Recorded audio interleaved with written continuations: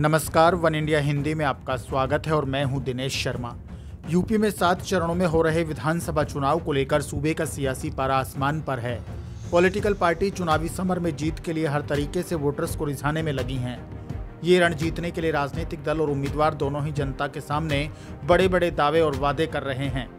हस्तिनापुर से चुनावी मैदान में उतरी कांग्रेस उम्मीदवार और बिकनी गर्ल अर्चना गौतम भी चुनावी मैदान में वोटर्स के बीच कई वादे कर रही हैं।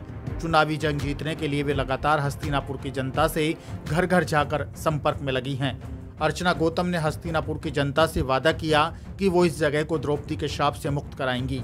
बिकनी गर्ल के नाम से मशहूर कांग्रेस की उम्मीदवार अर्चना गौतम प्रचार के दौरान लोगों से कहती नजर आती हैं कि वे यहाँ की जनता से ज़्यादा बड़े वादे नहीं करेंगी। वे कहती हैं कि मुझे पॉलिटिक्स का ज़्यादा ज्ञान नहीं, लेकिन मैं हस्तिनापुर को चंडीगढ़ की तरह डेवलप करना चाहती हूँ। एक्ट्रेस और मॉडल अर्चना गौतम ने यहाँ की जनता से ये वादा भी किया कि चुनाव जीतने पर हस्तिनापुर को चंडीगढ़ की तरह टूरिस्ट पैलेस बनाने में उनका विशेष फोकस रहेगा। मीडिया से बातचीत में अर्चना गौतम ने कहा कि हस्तिनापुर का उतना विकास नहीं हुआ जितना होना चाहिए। ये जगह विकास में आज तक पिछड़ी हुई है, लेकिन वे चुनाव जीतने के बाद इस इलाके में तेजी से विकास कराएंगी। अर्चना गौतम ये भी कहती हैं कि इस बार यहाँ की जनता का आशीर्वाद पूरी तरह से उनको ही मिलेगा और वे यहाँ के विकास के लिए एक अच्छी प्लानिंग भी कर चुकी हैं। वे इस शहर को विकास की दौड़ में लाकर खड़ा करेंगी और इस जगह को द्रौपदी के श्राप से मुक्त कराएंगी। गौरतलब है कि हस्तिनापुर का इतिहास महाभारत के काल से जुड़ा हुआ है। महाभारत काल में हस्तिनापुर कौरवों की राजधानी थी।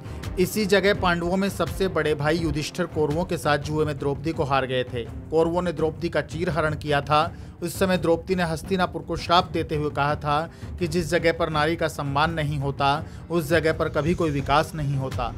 पौराणिक कथाओं की माने तो हस्तिनापुर में मां गंगा ने बाढ़ लाकर इस जगह को तबाह कर दिया था। पांडव इस जगह को छोड़कर कौशांबी के लिए चले गए थे। कहा जाता है कि द्रौपदी के श्राप की वजह से हस्तिनापुर की कभी तरक्की नहीं हो पाई। ये शहर आज भी विकास की मुख्य धारा से वंचित माना जाता है और कांग्रेस उम्मीदवार अर्चना गौतम द्रौपदी के इसी श्राप को तोड़ने की बात कह रही हैं। इस खबर में फिलहाल के लिए इतना ही। ताजा अपडेट्स के लिए आप बने रहिए वन इंडिया हिंदी के साथ।